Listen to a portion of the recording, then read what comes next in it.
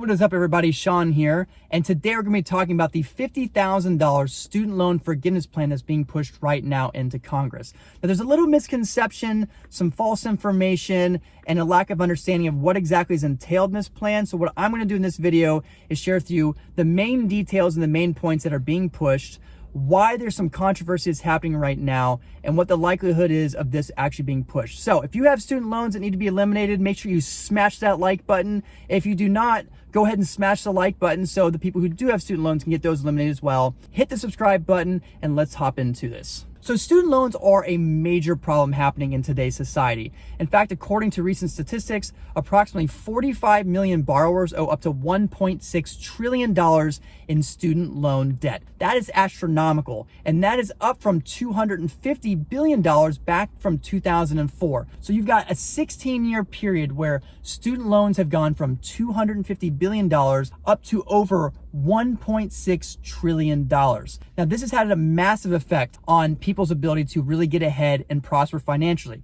When you have $200, $300, $400 a month or more in student loan payments that are happening, it makes it really difficult to be able to buy your first home, to be able to save for retirement, to build generational wealth, to maybe buy your first business, and a whole myriad of other things. So this really is a major issue that is occurring in our current society right now. Now, this isn't the first plan that's being pushed. If you remember, a while back in the HEROES Act, there was a $10,000 student loan forgiveness plan that was being put into the HEROES Act proposal. However, like a lot of other student loan forgiveness plans, it goes back and forth between the Democrats and the Republicans about what we should be doing about it.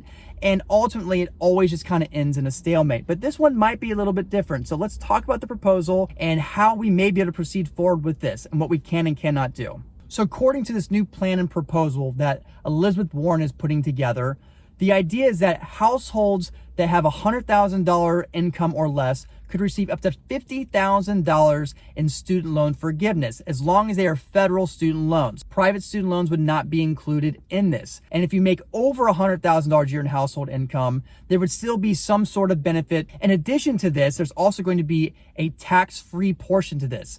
Traditionally with student loans, if your student loans are forgiven, that amount is put onto your income tax and then you owe taxes on that. So let me give you an example. Let's say you get $30,000 in student loans forgiven. Well, what will happen is at the end of the year, when you go to fill out your taxes, that $30,000 will be added onto additional income. So let's say you made $50,000 that year and you had $30,000 forgiven, your income would show $80,000 and you would be paying taxes on that 80 grand. Well, with this proposal and this plan, the idea would be that these student loans would be tax-free, which would be a huge benefit and a huge savings for millions and millions of Americans. Another component of the student loan forgiveness plan is the student loan payment pause. Now, right now, we have a student loan payment pause that will be ending on December 31st, 2020. This new resolution would give the president power to continue to cancel student loan interest accrual at least all the way through the pandemic of COVID-19. So the real question becomes, how do we actually get this pushed and enacted? So there's been some confusion lately on what President Biden can and cannot do. You see, recently Chuck Schumer stated and commented that Biden has the power to use an executive action to cancel $50,000 in student loans. Naturally, everybody goes online and starts posting about like, hey, like we can make this happen, $50,000. We can pass the House and the Senate and just go right to canceling student loans. This is not quite the case. You see, what's happening right now is that Schumer and Elizabeth Warren are pushing a proposal and a resolution to Congress to give Biden the power to actually use an executive action this time around to cancel student loans. So while this is a proposal, it is not the current law. So Biden is not able to just go ahead and use an executive action to cancel $50,000 in student loans. Okay, so the question becomes, what's the likelihood of this actually happening now? Because we've had other previous student loan forgiveness plans and nothing ever happens. Well, let's talk about a few of the different outcomes that could potentially happen here and ways that this may actually occur. Right now, the Republicans have control of the Senate, and if that continues to happen, my best guess is that nothing is going to happen. Republicans have continually shut down student loan forgiveness plans in the past, and so I don't understand or see why they would all of a sudden now allow this one to just go ahead and happen. But there are some other possibilities. One possibility is that the Democrats actually do gain control of the Senate as they continue to do counting and recounts of everything going on.